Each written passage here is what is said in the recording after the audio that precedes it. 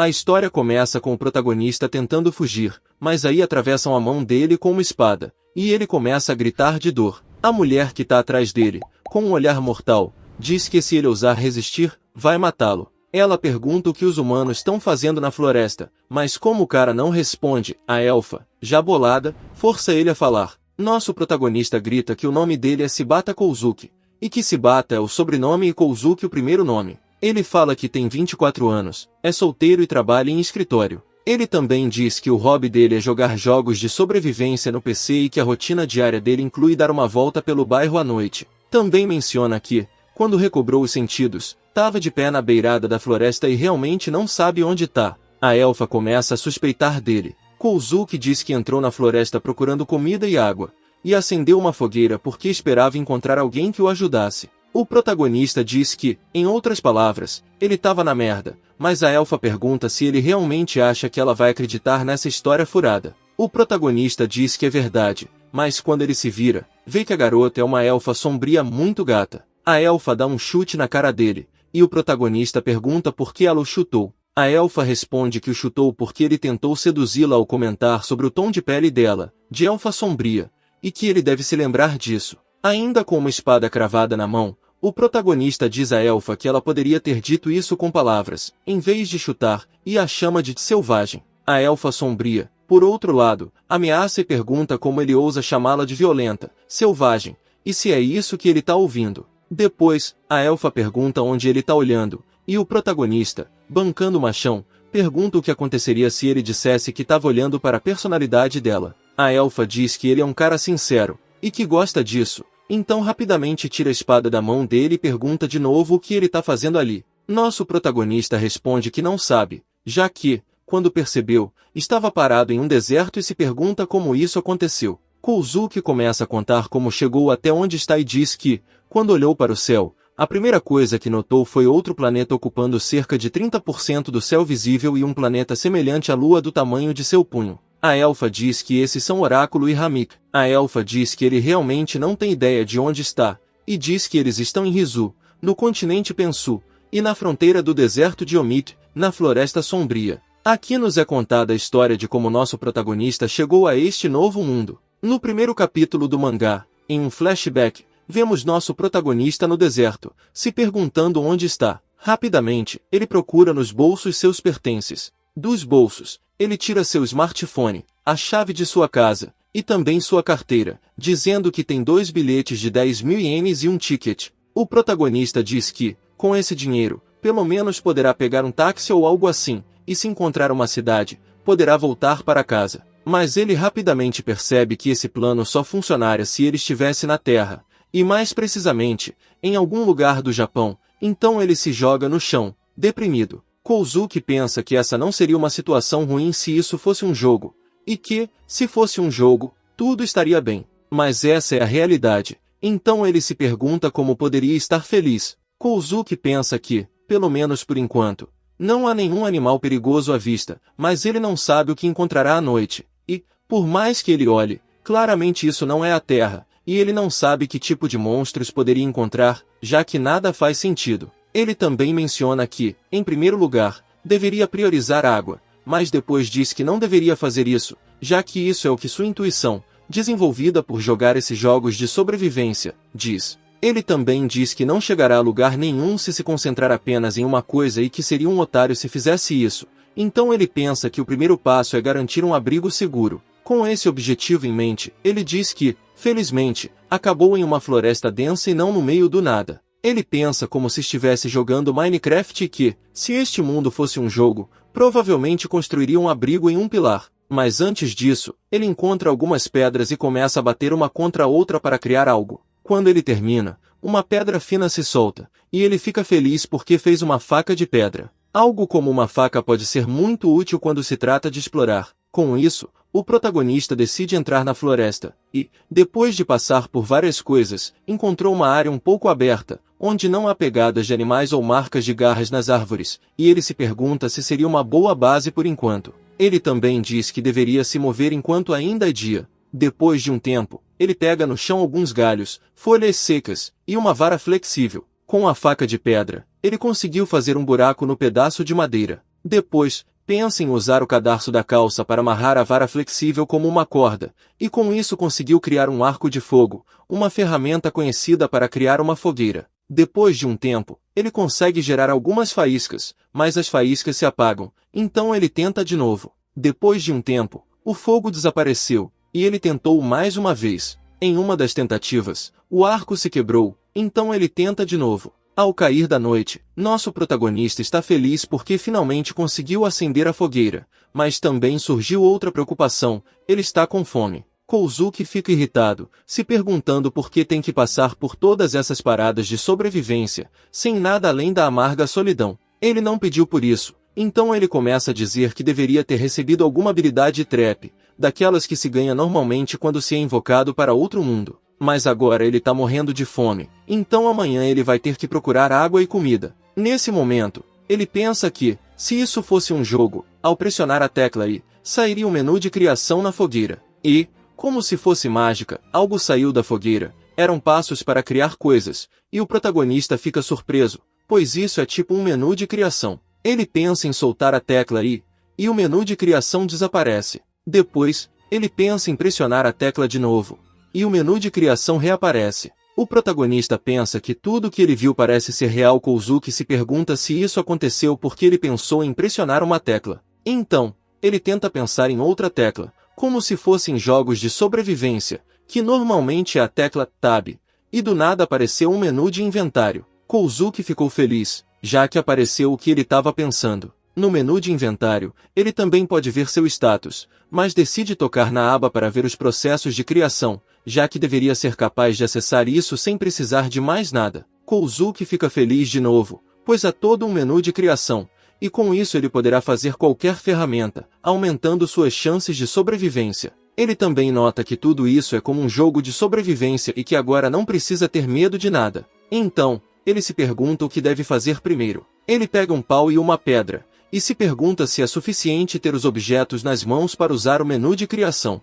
Kouzuki vê que dá para fazer algo com madeira e pedra. Então, o que ele fez foi criar uma versão melhor da faca de pedra, criar um machado de pedra, uma lança de pedra, algumas flechas com ponta de pedra, um arco e um cantil. Na hora de testar as ferramentas, ele nota que arremessar as machadinhas e lanças não é muito viável, e ele não tem muita experiência com o arco, já que tentou acertar alvos imóveis, mas nem as flechas nem as lanças acertaram o alvo que ele marcou na árvore. Kouzuki diz que, embora tenha criado essas armas, ele é incapaz de usá-las. E de qualquer forma, ele fica feliz de ter a habilidade de fazer qualquer ferramenta que quiser. Além disso, o inventário é muito conveniente, já que só de pensar ele pode guardar as coisas lá. E não só isso, ele também menciona que é uma boa ideia manter todas as ferramentas no inventário porque não consegue carregar todas elas só com as mãos. Além disso, os números na parte de baixo são atalhos, então ele decide testá-los. O protagonista, só de pensar neles, consegue o objeto que estava pensando, o que ele acha bem conveniente. Mas já está na hora de parar com isso, porque ele não tem muitas opções e sair à noite é praticamente uma sentença de morte. Então ele resolve dormir com o estômago vazio. No segundo dia de sobrevivência, nosso protagonista tenta se apresentar como se estivesse fazendo uma live do seu segundo dia de sobrevivência em outro mundo, mas eram só 4 gravetos em cima de uma pedra, simulando algum tipo de quadro. Kouzuki fica irritado porque não quer transmitir ao vivo, já que o que está acontecendo é na vida real. Além disso, ele começa a sentir uma sede danada, então se prepara para ir buscar um pouco de água. Mas ele se surpreende de novo porque, se pensa nas teclas WS, pode se mover sem cansar, e dá adeus às leis da inércia. Além disso, se usar a tecla Shift, pode se mover ainda mais rápido, sem se cansar nem um pouquinho. E quando usa a tecla Espaço, pode pular bem alto, muito mais do que seria capaz normalmente. Mas ele é interrompido porque, ao longe, vê um pequeno lago de água e diz que não teria visto se estivesse caminhando normalmente. Então ele se prepara para pular uma pedra no caminho como se não fosse nada. Ele dá um salto normal e, depois, usa a tecla Espaço, o que faz com que o pulo seja o dobro de altura. Isso traz outro benefício, já que ele pode pular obstáculos grandes e aterrissar com elegância. Mas ele percebe que, na sua frente, tem uma espécie de lagarto peludo. Esse lagarto estava bem em cima de uma pedra. Nosso protagonista pensa que isso é ruim e se pergunta por que as coisas sempre têm que dar errado. Por outro lado, O lagarto via nosso protagonista como uma refeição deliciosa. Kozuki, sem perder tempo, corre pela vida enquanto é perseguido pelo lagarto, que estava no seu encalço. Num movimento rápido, o protagonista tira uma lança do inventário, dizendo que essa é a sua chance. Kozuki tenta ferir a lagartixa jogando a arma nela, mas a lagartixa desvia rapidinho. Kozuki tira outra lança do inventário e tenta atacar de novo, e a lagartixa tenta mordê-lo. Depois de um confronto entre os dois, o protagonista é jogado longe e vê que a lança tinha quebrado, mas a lagartixa está agonizando porque a lança ficou cravada na sua garganta. Kozuki pega o machado e, num movimento rápido, abre a barriga do bicho, terminando com sua vida. Kozuki se pergunta se conseguiu acabar com ele, e podemos ver a lagartixa caída no chão, morta. Daí abre uma aba que diz que ele pode obter coisas do cadáver, tipo carne crua, presas, tendão, pele de lagarto e seus ossos. Kozuki abre o inventário para guardar os itens do lagarto e acha legal poder pegar todas essas coisas sem ter que abrir e limpar o cadáver, mas assim que coloca tudo no inventário, o cadáver some, mas deixa uma poça de sangue. O protagonista começa a dizer que quer sair logo dali antes que apareça outra coisa por causa do sangue e que deve começar a reunir o que puder. Depois de um tempo, ele começa a criar várias cantis. Kozuki pensa que, embora esteja com sede, provavelmente não seja uma boa ideia beber água direto do lago e espera poder esterilizá-la fervendo. Mas o que ele acha mais estranho é que o ícone para criar água potável parecia uma garrafa plástica. E, para sua surpresa, era uma garrafa plástica de água. E, além disso, havia muito mais água do que caberia num cantil que ele fez, já que de alguma forma foi processada e multiplicou a quantidade de água em 5 vezes. Mas depois de pensar, ele diz que tanto faz, já que não se preocupa com os detalhes. Ao beber a água, ele nota que está boa para consumo e também vê que a carne já está pronta. Kozuki começa a provar a carne e adora o sabor, já que parece muito com frango, mas não tem cheiro de nada. Considerando que é a primeira comida que conseguiu desde que chegou nesse mundo, ele acha que não tá nada mal. Depois de comer, pensa que ainda pode ser uma tarefa e que deveria começar a trabalhar na base. Primeiro, ele criou uma pá de pedra e começou a cavar um buraco. Kozuki pensa que é muito melhor do que usar as mãos, mas não é exatamente confortável de usar. Mas depois ele pensa que talvez possa usar de outra forma. Kozuki começa a pensar em usar a pá, e toda a terra que começa a levantar com a pá se armazena diretamente no inventário. Isso torna muito mais fácil cavar, e ele não precisa mover a terra, então não se cansa. Ele também se pergunta se poderia cavar o dobro mais rápido se começar a cavar normalmente e com sua habilidade, e isso parece funcionar melhor. Depois de um tempo, ele consegue fazer uma trincheira ao redor da sua base e também se pergunta o que obteve enquanto cavava. Kozuki obteve 2 coisas exatamente, terra fértil e argila. Agora ele tinha a oportunidade de fabricar blocos de tijolos secos, muros de pedra e também um forno. Kozuki pensa que, se fizer um forno, pode começar a processar metal, e as ferramentas feitas de metal podem ser guardadas no inventário. Mas ele também pensa em como obter ferro e combustível, e pensa em minerar. Mas ao cair da noite, ele faz uma rede para não ter que dormir no chão. Ele também diz que amanhã vai buscar algo de comida e talvez ferro e sal, e provavelmente vai verificar se pode criar coisas novas armazenando várias coisas no inventário. Mas logo ele começa a ir dormir. No entanto, alguém chega à sua base. Era a mesma elfa, que saca sua espada e procede a golpear nosso protagonista.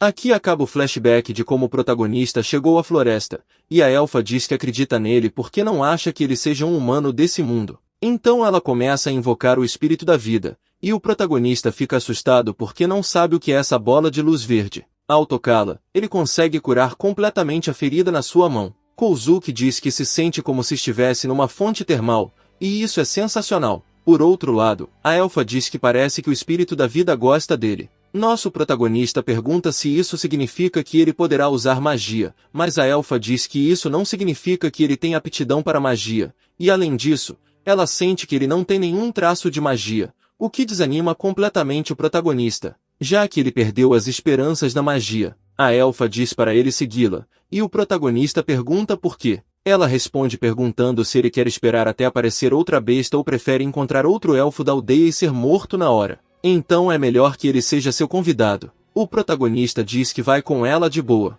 Kozuki percebe algo e pergunta o nome dela. A elfa fica surpresa porque ele tem razão, já que nunca disse seu nome. mas também diz que não há ninguém por ali que não saiba seu nome, então ela esqueceu completamente da tradição de dizê-lo. O protagonista pergunta se ela é famosa. A elfa se apresenta como Silfiel, uma das guardiãs da Floresta Escura, e os humanos a chamam de Bruxa da Floresta Escura. Nosso protagonista estava em seu quarto dia de sobrevivência, sendo acompanhado por Silfiel. Kouzuki diz para a elfa que eles estão andando o dia todo e pergunta se ainda não chegaram. Silfiel diz para o protagonista que ele deve ter o costume de ser pouco masculino, o que fere um pouco o orgulho de Kouzuki. Silfiel diz para ele dar uma olhada, e aqui podemos ver que chegaram à aldeia. Kouzuki fica impressionado ao ver a aldeia e estava pensando que seria bem recebido como uma pessoa de outro mundo, com flores e presentes. Mas a elfa dá um colar ao protagonista e diz para ele usá-lo antes de entrar na aldeia. Kouzuki pergunta se é algum tipo de moda, e a elfa só diz para ele se apressar. Silfiel diz para ele pensar no colar como uma espécie de encantamento que o protegerá da morte. Ele deveria estar agradecido por isso, mas ao entrar na vila, o protagonista se surpreende e fica apavorado, pois todos que estavam ali queriam queimá-lo ou matá-lo, e isso o assustava pra caramba. Silfield, por sorte, consegue afastar todo mundo. Silfield diz para ele esperar ali, porque precisava falar com os guardas. O protagonista não curtiu muito a ideia, achando que não era lá uma boa ideia ficar esperando ali com a galera furiosa. Um elfo chega e fala que tem gente demais ali e que ele devia seguir o elfo. O protagonista concorda, dizendo que as olhadas estavam bem intensas. O elfo leva ele para um beco e, do nada, chuta o protagonista para ele cair no chão, dizendo que aquele lugar estava de boa. Kouzuki reclama, perguntando o que ele estava fazendo, e o elfo, com uma cara sinistra e voz cheia de ódio, responde que ele é um humano. Logo depois, um monte de criaturas e bestas não humanas se aproximam do protagonista, todas com a intenção de acabar com ele. O protagonista percebe que está cercado e pensa que essa vibe de assassinato na área é perigosa, já que a intenção assassina silenciosa é mais mortal, e ele se pergunta o que deveria fazer agora. Mas, de repente, alguém grita perguntando o que eles estão fazendo, e uma grande nuvem de poeira é levantada, jogando algumas pessoas pro ar. Quem causou isso pisa nas costas do protagonista, e vemos que era Silfield, que pergunta quem deu a eles o direito de machucar algo que pertence a ela. De repente, uma corrente aparece no colar do protagonista, e ele grita de dor porque está sendo pisado com força. Silfield, com um olhar mortal, afugenta todo mundo dali. O protagonista começa a sufocar porque o colar começa a apertar. Kouzuki continua reclamando da dor, e Silfield, numa posição meio provocante, diz que só ela pode atormentar sua propriedade, perguntando se todo mundo entendeu. O elfo, que tinha levado o protagonista para aquela armadilha, estala a língua em sinal de frustração. Com a galera já indo embora, Silfield manda todo mundo se mandar e o protagonista diz que foi por isso que ela deu aquele colar para ele virar seu escravo. O protagonista diz que isso foi muito cruel, e Silfield responde que eles precisam garantir que foram realmente enganados. O protagonista pergunta a Silfield desde quando ela está segurando aquelas correntes, e ela responde que você deve colocar um colar num cachorro e acorrentá-lo, e que quando você passeia com um cachorro, o dono é quem deve guiar e puxar. O protagonista, irritado, diz que vai lembrar disso. Kouzuki também pergunta o que foi aquilo que aconteceu antes, e ela responde que as áreas ao redor da vila são para os refugiados. Aqui, é explicado que o reino sagrado da supremacia humana e as nações de diferentes raças estão atualmente em conflito pelo controle das terras férteis no centro de Pensu, e que no reino sagrado, os sub-humanos não podem fazer nada por causa da crescente repressão do reino contra as raças não humanas, que estão se reunindo no deserto de Omit. Silfield diz que a maioria dos refugiados vem do reino de Merin, que fica além do deserto, e que foram perseguidos e expulsos pelo reino sagrado. Mas em um momento, eles chegam a algo, e o protagonista pergunta o que é aquilo. Ela responde que são os campos mágicos. Silfield explica que ali eles cultivam usando magia, e Kouzuki comenta que a agricultura nesse mundo provavelmente é melhor do que a do Japão em alguns aspectos. Silfield diz que os elfos vivem no centro e que as oficinas de trabalho estão na parte externa, e a área mais externa é o distrito agrícola. Kouzuki pergunta se aonde estão indo é a zona central, e ela responde que ele não precisa se preocupar com isso, ele só precisa segui-la. Eles chegam à casa de Silfield, e ao entrar, o protagonista começa a farejar o ambiente. Silfield pergunta se é um hábito dele respirar fundo quando entra na casa de uma mulher, e Kouzuki responde que está sentindo um cheiro agradável e pergunta se ela está queimando incenso. Silfield diz que não tem nada ali e que ela não queima esse tipo de coisa. Kozuki pergunta por que ela o trouxe até ali, e ela responde que não tem uma razão particular, que só achou divertido. O protagonista não parece muito convencido e diz que ela tá mentindo. Silfield diz que a identidade, a situação, as habilidades e o conhecimento dele a interessam, e o resto depende de como ele vê isso. Além disso, ela menciona que no Reino Sagrado existe uma história sobre o Deus Ador, que às vezes envia pessoas com algum tipo de propósito em mente, e que existe até uma lenda de que os elfos na verdade são pessoas perdidas que vieram de outro mundo e acabaram salvando esse mundo. Silfield diz que espera que ele tenha algum tipo de poder semelhante, e Kozuki responde que vai ser difícil ele atender às expectativas dela. Silfield diz que ele deve ter pelo menos algum poder misterioso e que ela ficaria muito feliz se ele contasse. Kozuki pensa que parece que está sendo interrogado e que perderia o valor se não mostrasse pelo menos alguma coisa. Nosso protagonista diz que contaria, mas que isso é o trunfo dele, e que ele sinceramente está agradecido por ela tê-lo salvo, mas que suas habilidades poderiam ser perigosas dependendo de como as usasse, já que ele não é desse mundo. Então, ele não sabe o quão seguro seria o efeito que isso teria nesse mundo. Silfield diz que é uma pena, já que os lábios dele podem permanecer selados, e o protagonista responde que ficaria feliz em manter os lábios fechados e deixá-lo em paz. A elfa começa a seduzir nosso protagonista, dizendo que mais tarde eles poderiam fazer coisas malucas. O protagonista pensa que ela tem um bom corpo e é uma elfa bronzeada, o que ele curte, então ele decide mostrar suas habilidades. Ele mostra sua habilidade de inventário e explica que pode armazenar várias coisas em um espaço que funciona como um tipo de armazém, e que é uma habilidade bem conveniente. Além disso, ele diz que vai pegar emprestado aquele prato para colocar a carne de lagarto, e também menciona que não sabe ou não tem certeza de quanto pode armazenar em seu inventário. Silfield pergunta se ele criou aquelas armas, o que ela acha impressionante, dizendo que ele deve ter levado muito tempo, já que, embora pareçam meio toscas, são boas para caçada. Silfield pergunta como um amador conseguiu criar essas armas, e o protagonista pensa que foi descuidado, que deveria ter mostrado a erva e a pedra que ele tinha em vez das armas. Silfield zoa nosso protagonista, dizendo que pode tirar muita informação dele assim, e que ele deveria ser mais cuidadoso. Kozuki pensa que, no fim das contas, ela deve ter adivinhado que ele tem a capacidade de fazer as coisas facilmente. Silfield pergunta de onde vem a carne, e o protagonista responde que é carne de um lagarto que ele conseguiu. Kozuki também menciona que tem os ossos e a pele, e que quando pegou tudo que pôde, o cadáver desapareceu e só deixou uma poça de sangue, o que interessa a elfa. Kozuki diz que tá com fome, e Silfield responde que estava prestes a pedir que ele cozinhasse. Kozuki fica surpreso e pergunta por que ela queria que ele cozinhasse. Silfield diz que um escravo deve preparar a comida do seu mestre, e o protagonista pensa que agora ele realmente é um escravo, já resignado. Kozuki pergunta se ela poderia ensinar ao escravo dela como usar os utensílios de cozinha e temperos. Silfield diz que ele não tem escolha e que só explicará uma vez, então ele deve prestar atenção e lembrar. Depois do jantar, Silfield diz ao seu novo escravo que a comida ficou muito boa, considerando que foi a primeira vez dele, e Kozuki agradece. Kozuki pergunta onde deveria dormir e se poderia colocar sua rede na sala de estar de Silfield, e ela diz que não se importaria, mas também sugere uma opção melhor. Por que não dormem juntos na cama dela? Kozuki não entendeu a indireta, mas depois de pensar, o protagonista diz que ainda não sabe sobre a fisiologia do amor e da castidade neste mundo. Silfield pergunta o que é a filosofia do amor, já que ela conhece a castidade. Silfield pergunta se um homem realmente precisa de uma razão para fazer coisas com uma mulher. Kozuki responde que não é algum tipo de animal, e a elfa retruca dizendo que não há muita diferença entre animais e humanos nesse aspecto. Silfield diz que tudo o que ele precisa fazer é seguir um pouco mais seu instinto, e com curiosidade, ele pensa e se pergunta se deveria seguir seus desejos. A elfa pergunta se ele não deveria sentir desejo ao ver uma mulher que gosta,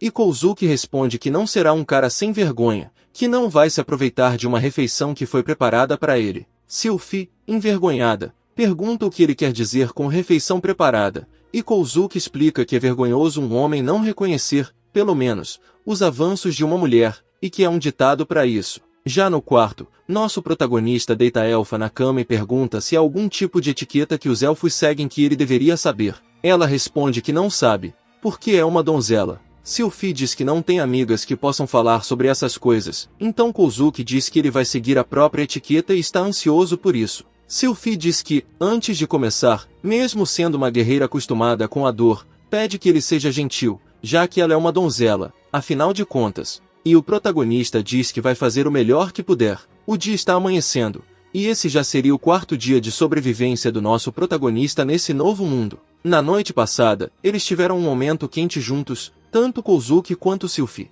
E a tal elfa negra estava completamente chocada com o que aconteceu na noite anterior. O protagonista pergunta se ela está bem. Sylphie, envergonhada, pergunta se ele realmente está perguntando se ela está se sentindo bem, já que ela sente que perdeu sua dignidade. Isso porque o protagonista mandou ver, mas Kozuki não deu muita bola para o que rolou na noite anterior e diz para sua ama que a comida está pronta. Ela o chama de besta, começa a bater no protagonista com uns tapinhas leves e pergunta como ele pôde fazer isso com uma dama. Mas como o protagonista não pareceu ligar para os tapas, ela começou a bater forte nas costelas dele. Depois de bater nele, a elfa diz que eles vão caçar e reunir materiais depois do café da manhã. Mas era impressionante a quantidade de comida que Kozuki preparou, já que para o café da manhã ele fez panquecas, e para o almoço, uns sanduíches. Enquanto caminhavam fora de casa, o protagonista ainda se sentia um pouco incomodado com os olhares de ódio dos elfos. Ele pensa que, embora estejam olhando com ódio,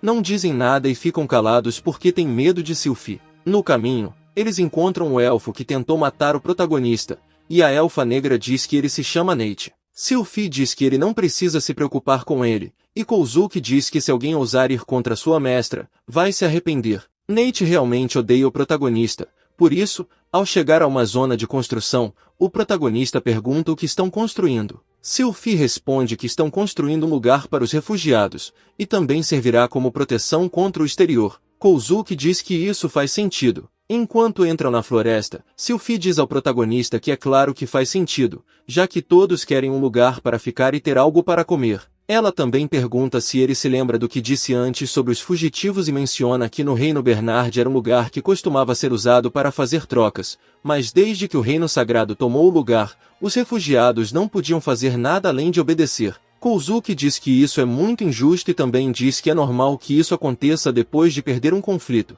Na mente dele, ele se pergunta se ela quer ajudar o Reino Bernard a retomar sua liberdade, e também vemos que Sylphie está muito irritada com os do Reino Sagrado. Além disso, com seu Kozuki, pode produzir armas em massa. Sylphie o tira de seus pensamentos perguntando se ele está pensando demais, e Kozuki responde que sim. No caminho, ele diz que isso já não importa mais, pois é hora de caçar. Sylphie diz ao protagonista que ele pode tirar as correntes agora que estão nos campos de caça e também diz que ele deve ficar tranquilo e não fazer barulho. O protagonista responde que ela pode confiar nele, enquanto menciona que vai usar a tecla para se agachar. O protagonista se move de um lado para o outro fazendo bastante barulho enquanto está agachado. Sylphie pergunta o que ele está fazendo. Kozuki responde que é difícil de explicar, mas essa é outra de suas habilidades. Também podemos ver como ele está pulando em círculos, e a elfa negra diz que só de olhar para ele, fica nervosa. Sylphie diz que tem um mau pressentimento sobre isso, e o protagonista pergunta se estaria tudo bem se ele cortasse algumas árvores por ali.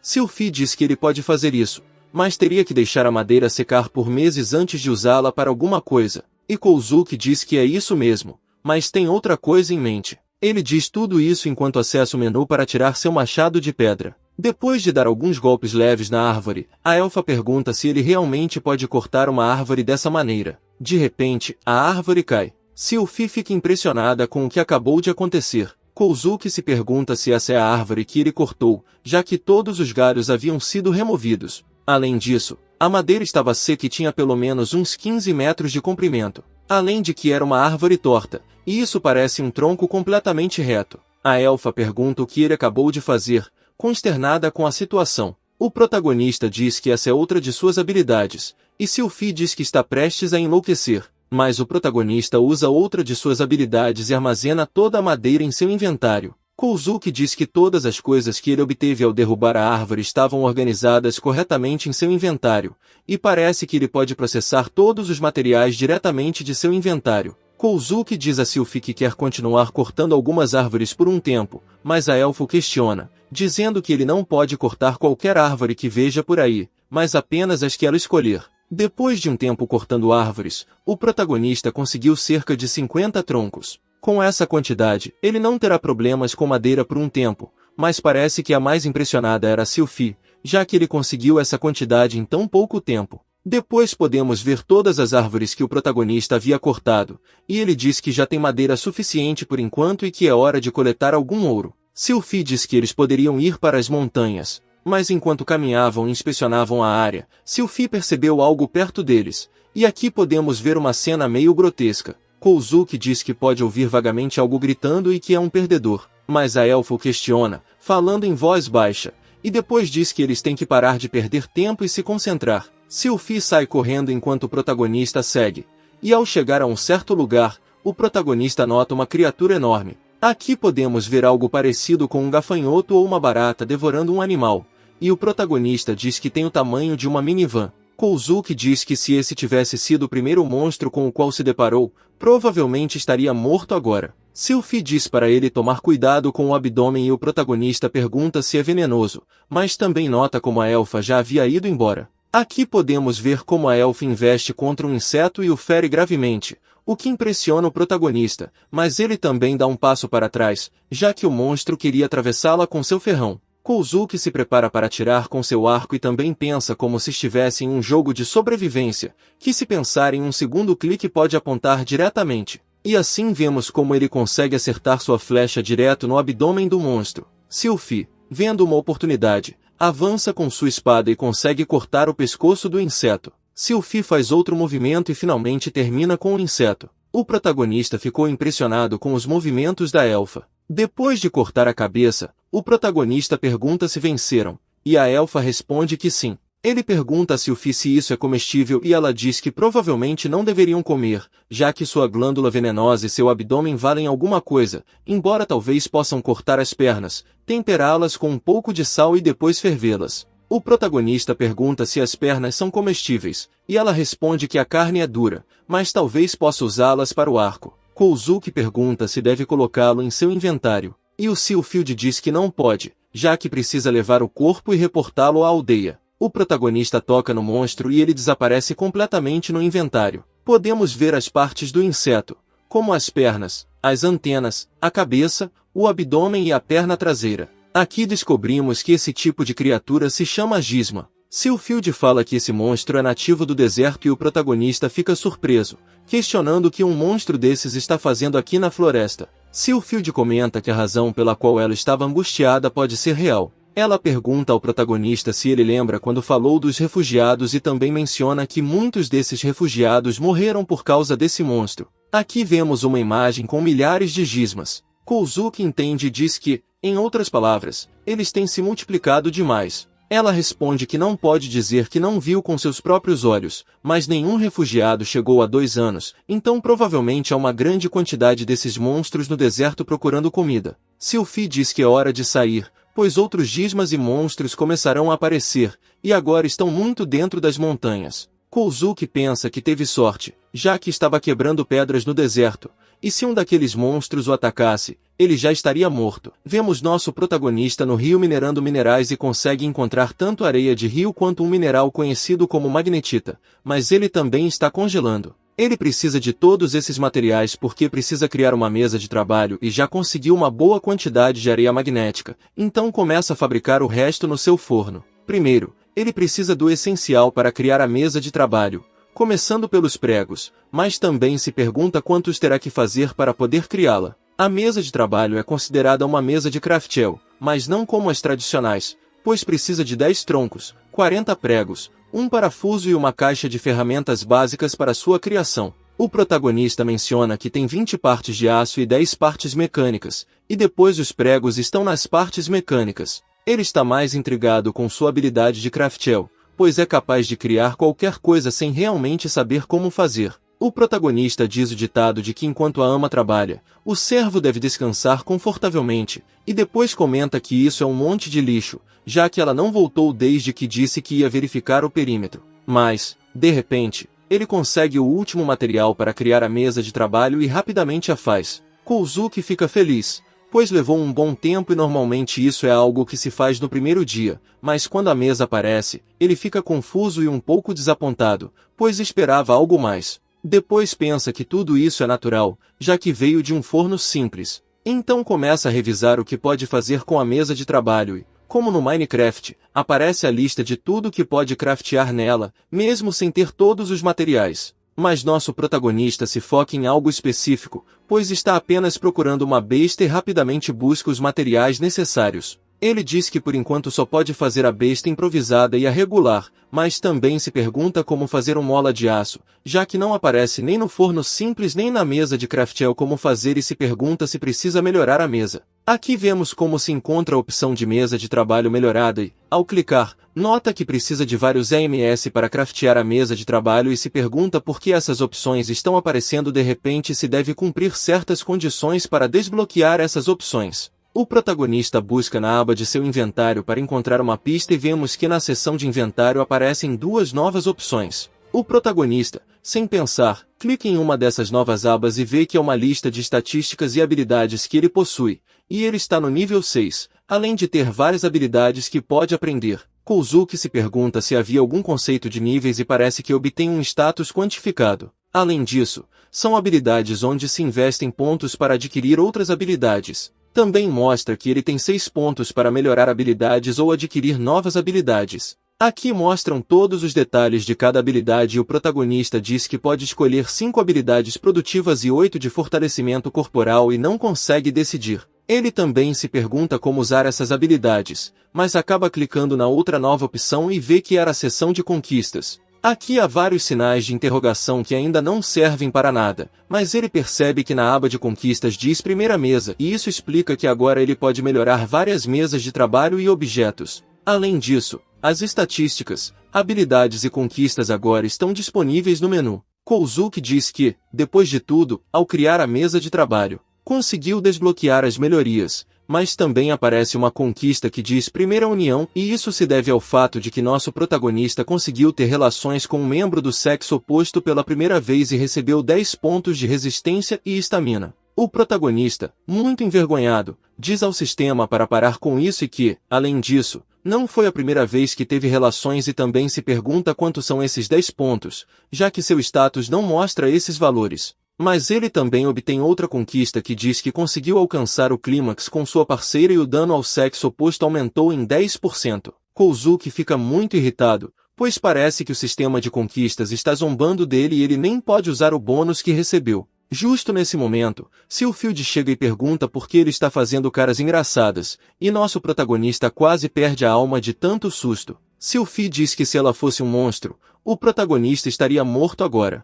Kozuki se desculpa por ter baixado a guarda e pede a ele que guarde seu troféu de caça no inventário. A garota também pergunta se o forno e a mesa de trabalho foram tudo o que ele fez durante todo esse tempo e fica impressionada ao ver que suas ferramentas são de aço. Kozuki responde que a ideia era obter materiais para as ferramentas primeiro e também quer mostrar algo que o impressionou, então tira sua picareta de ferro. Kozuki começa a bater numa pedra com sua picareta para mostrar o que descobriu, já que ao minerar várias vezes, é possível obter várias pedras que parecem ferro ou gemas. Silfield fica impressionada, pois conseguir esse tipo de material é impossível, mesmo usando magia da terra. Silfield pergunta se as ferramentas do protagonista são mágicas e ele responde que não, pois isso só funciona quando ele empunha uma ferramenta desse tipo. Depois de minerar um pouco, Silfield diz novamente que ele é especial e Kozuki, ao fazer aparecer uma mesa, diz que tem razão, pois é muito especial, então deve protegê-lo bem. Silfield responde de maneira séria que é exatamente isso que vai fazer. Kozuki pensa que, se ela diz isso com uma cara tão séria, ele se sente desconfortável e, por outro lado, a elfa fica surpresa novamente ao ver que a comida que preparou pela manhã ainda está quente. Kozuki diz que parece que no inventário o tempo passa muito devagar ou se detém e testou isso colocando uma pequena isca em seu inventário e, quando atirou, ainda estava igual. Para quem não sabe, uma isca é um conjunto de materiais secos que queimam facilmente e servem para iluminar. Silfield diz que é incrível, pois seu poder ignora completamente a lógica desse mundo. Silfield diz que, quando terminarem de comer, voltarão à aldeia e nosso protagonista fica confuso com isso. Ela explica que precisa relatar os eventos que aconteceram hoje. Mais tarde, eles chegam à aldeia para informar aos elfos superiores, mas alguém os impede. Silfield diz ao guarda que tem uma mensagem importante para os superiores, e o guarda responde que, se ele quiser deixar uma mensagem, ele a fará saber aos superiores, já que não vai deixar um humano entrar.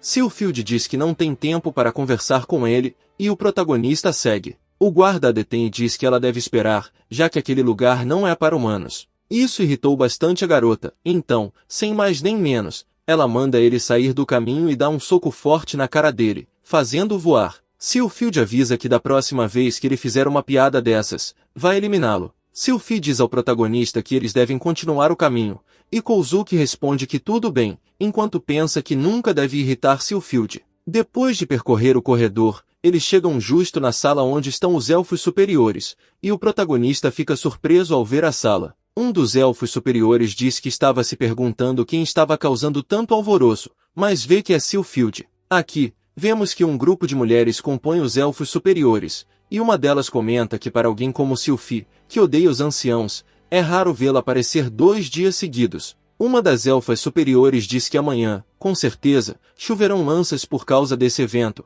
e outra diz que não é favorável falar assim e que não é divertido na situação atual. Sylphild diz que veio dar um relatório importante, mas as atenções se voltam para o protagonista. Os elfos dizem que mal conseguem sentir magia nele, mas outro diz que Kozuki não tem nem um pouco de magia no corpo. Outro diz que há a possibilidade de que o protagonista seja um marito. Aqui, nos explicam que o termo marito significa alguém de outro mundo. Sylphie diz ao protagonista para tirar as antenas de Gisma. Uma das elfas superiores pergunta a Sylphie se ela não tinha dito que encontrou um humano e que ia torná-lo seu escravo, mas todos são interrompidos quando o protagonista tira algo do seu inventário. Mostra-se que o protagonista tirou a antena de Gisma, e Sylphild diz aos elfos que já viram Gisma nas florestas e parece que os medos dos elfos estão se tornando realidade. Dado esse achado, os elfos entendem a situação, então os elfos superiores começam a discutir o que poderiam fazer para defender a aldeia em caso de ataque. Mas parece que suas ideias não são boas o suficiente,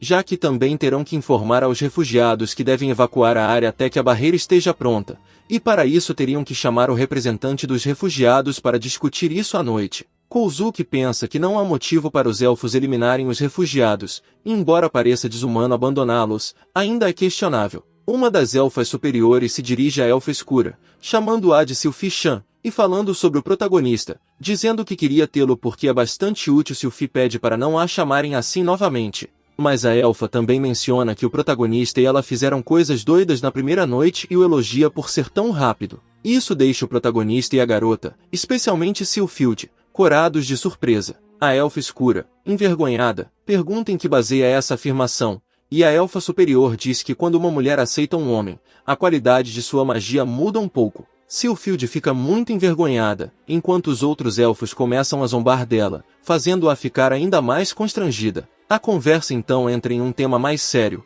pois dizem que Sylphild é a única na aldeia com o sangue real da família Merin, o que surpreende o protagonista. Mas os elfos param de fazer piadas e decidem perguntar à elfa escura quem é exatamente o protagonista. Sylphild diz que não sabe, pois o encontrou na fronteira entre o deserto e a floresta, e além disso, tudo que ouviu sobre ele e sua cidade natal são coisas que nunca tinha ouvido antes, então ela acha que o protagonista é de um mundo diferente. Para aqueles que se perguntam quem é Rizu, isso será explicado mais tarde. A elfa superior se pergunta se realmente um homem sem magia veio para salvar o povo de sua floresta, e outros elfos dizem que é bom demais para ser verdade, considerando a situação, e baseando-se no que Sylphild supõe, ele realmente é um Mevito. Então, decidem proteger o protagonista para usar seu benefício. Sylphie rapidamente pega Kozuki e diz que eles não podem fazer isso, pois o protagonista é dela. Kozuki só sente a personalidade de Sylphild. A elfa superior diz que Sylphild é muito teimosa e supõe que,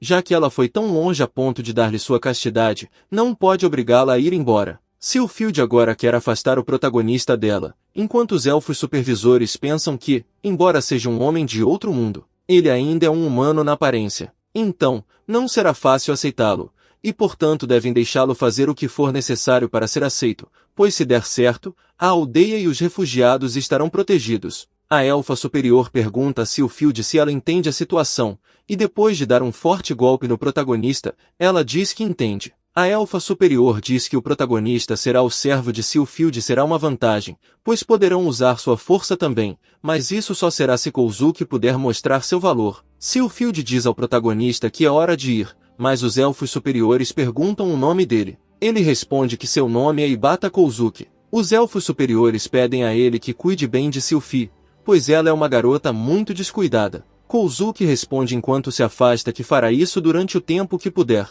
Mais tarde, ao entardecer, o protagonista e a elfa escura chegam em casa, mas parece que Sylphild está muito abatida, e o protagonista pergunta se está bem. Ela pergunta se o que ele disse era algum tipo de feitiço, e Kouzuki responde que havia perguntado se ela estava bem, pois era uma palavra de incentivo e preocupação. Sylphild diz que está bem, apenas estava pensando no que devem fazer a partir de agora. Kouzuki diz que deve ter sido sobre o que disseram os elfos superiores. Sylphild diz que poderiam provar que ele é alguém de outro mundo com sua força, ao proteger os refugiados. Kouzuki diz que o principal problema é que o muro que protege os refugiados não está pronto, e a elfa responde que, com esse ritmo, terminará em 6 meses. Kouzuki pensa em algo e depois diz que poderia fazer algo a respeito, o que surpreende Sylphild. O protagonista tira o forno e sua mesa de trabalho e diz que primeiro precisa de alguns materiais, o que confunde a elfa novamente. O protagonista começa a cozinhar a argila no forno para criar alguns tijolos,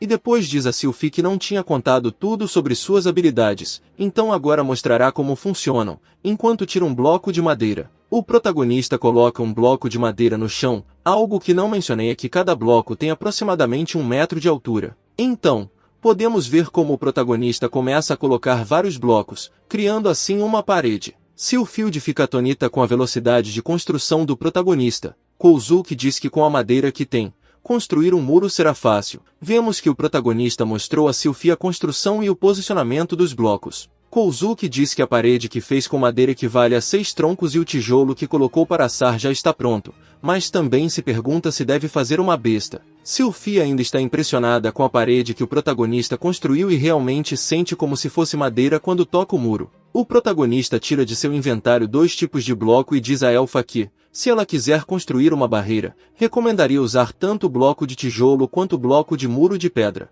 Kouzuki mostra suas habilidades de construção ao criar 2 muros simultaneamente, e a elfa fica impressionada com isso. Kouzuki se gaba dizendo que sua habilidade consiste em controlar a regeneração e destruição de material, mas Sylphild manda ele calar a boca para parar de se exibir. Ela então inspeciona os muros e fica novamente surpresa ao notar que era tijolo real. Sylphild pergunta a Kouzuki o que vem a seguir. E aí, ele responde que tem uma nova arma que ele criou e decide testar. Aqui vemos que se trata de uma besta rudimentar, e a elfa acha que é um arco bem estranho. Além disso, ela comenta que um arco seria mais conveniente de usar e poderia disparar continuamente. Kouzuki concorda, dizendo que não seria possível usar a besta o tempo todo, mas também menciona que a besta tem várias vantagens, mesmo que seja um pouco difícil de carregar. Kouzuki entrega a arma para Sylphild e sugere que ela teste para ver as vantagens. Ela menciona que, por não precisar puxar o arco com as mãos, não se cansará de ficar apontando o tempo todo. E também mostra como conseguiu um disparo certeiro em uma parte das escadas. Kouzuki diz que as bestas são mais fáceis de usar que os arcos e que você pode mirar e disparar com uma flecha facilmente, se tiver força para puxar um arco. Sylphild parece entender o que o protagonista está dizendo e sugere que poderiam dar essas armas para os refugiados para que eles possam lutar, mas também diz que o poder destrutivo da besta é fraco e que seria melhor usá-la como reserva, pois não faria muito contra um Gizma. Kouzuki, ao ouvir isso, tira outra coisa de seu inventário e mostra uma versão melhorada da besta, reforçada com ossos de animais. Sylphild nota que é muito mais forte que a besta anterior. Enquanto a elfa carregava a flecha, pediu ao protagonista que tirasse o corpo do Gizma para testar alguns tiros com a besta. O protagonista pergunta se ela tem certeza de usar o corpo para os testes, mesmo que seja só o casco. Sylphild responde que não se importa, pois está mais interessado em verificar a utilidade da besta. Kouzuki tira o corpo do grande inseto e a elfa pede que ele se afaste. Ao disparar com a besta, Sylphild notou que a flecha atravessou facilmente o casco do inseto. Kouzuki fica impressionado, pois a flecha ficou dentro do corpo e está tão escondida que não é visível. Sylphild diz que o poder é suficiente e o protagonista menciona que é uma besta melhorada, mas que não tem todos os elementos essenciais, então não pode construí-la. Assim, ele pergunta a Sylphild se seria possível construir uma oficina no quintal de sua casa. Além disso, ele provavelmente construiria uma casa maior e faria mais mesas de trabalho. Sylphild entende a situação e diz que o protagonista pode usar o quintal como quiser, mas advertirá se notar algo fora do lugar. O protagonista, ao ouvir isso, fica feliz e começa a trabalhar, quebrando tanto o tijolo quanto o muro de pedra que havia deixado antes. Ele se pergunta se deveria fazer uma casa clássica no estilo tofu, como no Minecraft, e começa a pegar blocos de madeira para usar como piso. Após alguns segundos, ele já havia quase terminado o piso da casa, e depois começa a construir as paredes, o teto e finalmente uma porta na entrada. Sylphild fica estupefata com o que está vendo, a ponto de ficar confusa com a rapidez com que o protagonista construiu uma casa de bom tamanho com portas, janelas, escadas e tudo. Para ela, é um pouco estranho que o protagonista tenha feito isso. Kozuki menciona que não construiu a casa com madeira normal e que isso deve ser levado em consideração. Além disso, ele gostaria de colocar todas suas mesas de trabalho e coisas ali. Sylphild diz que ele pode fazer o que quiser e o protagonista agradece por isso. Embora a elfa queira discutir a construção do muro, deixarão isso para depois do jantar, e ela ficará responsável pela comida da noite, o que deixa o protagonista impressionado. Sylphild diz que o protagonista ainda é seu escravo, mas que ela se tornou sua esposa depois de ter lhe entregado sua pureza. Segundo ela, uma esposa deve cozinhar para o esposo trabalhador. O protagonista fica completamente pasmo ao ouvir isso. Sylphild pede ao protagonista que a acompanhe. Kozuki diz que sim, mas em sua mente pensa que a elfa de repente ficou romântica e se pergunta o que está acontecendo, já que isso lhe parece algo estranho. À noite, depois do jantar, Kozuki e Sylphild começam a discutir sobre a construção do muro. Kozuki sugere que precisam de argila para fazer os tijolos e carvão como combustível. Também acha que deveriam pedir ajuda aos refugiados para avançar mais rápido. Sylphild acha tudo que o protagonista disse razoável, mas pergunta o que farão quanto às medidas de segurança contra os gismas. Kozuki responde que é provável que consigam afastá-los e criar bestas em massa. Sylphild pergunta quantas seriam, já que precisam de pelo menos 300 bestas, além das peças de reposição. Kozuki diz que o problema está nos ossos dos animais, pois precisariam do equivalente ao número de bestas necessárias. Sylphild pergunta ao protagonista se poderiam substituir os ossos pelo casco de gisma, e Kozuki diz que não havia pensado nisso, mas parece que é compatível, então poderia funcionar. Sylphild faz o protagonista corar novamente ao lhe mostrar um sorriso. Kozuki acha a elfa muito bonita, mas também é difícil de conviver com ela e se pergunta o que está acontecendo agora. Ele diz à elfa que quer perguntar algo e se ela responde que quer saber sobre suas origens. Kozuki menciona que se ela realmente quer saber, pode se arrepender depois. Kozuki diz que só quer saber sobre sua amada. Sylphild se deita no ombro do protagonista, fazendo com que ele fique nervoso. Ela diz que é a herdeira da família real Merin. Kozuki fica surpreso ao saber que ela sempre foi uma princesa, mas também pergunta por que uma princesa como ela está tão sozinha na Floresta Escura. Ela responde que é uma tradição da família real, e todos na família são educados e criados na Floresta Escura. Mas toda a sua família foi perdida quando o Reino Sagrado os atacou, e essa é a razão pela qual ela está ali, pois quer proteger as pessoas que ajudou a refugiar na Floresta Escura e recuperar tudo que o Reino Sagrado lhe tirou. Kozuki, sem pensar duas vezes, diz diretamente à elfa que essa deve ser a razão pela qual ela pensou em usar suas habilidades a seu favor. Kozuki continua dizendo que,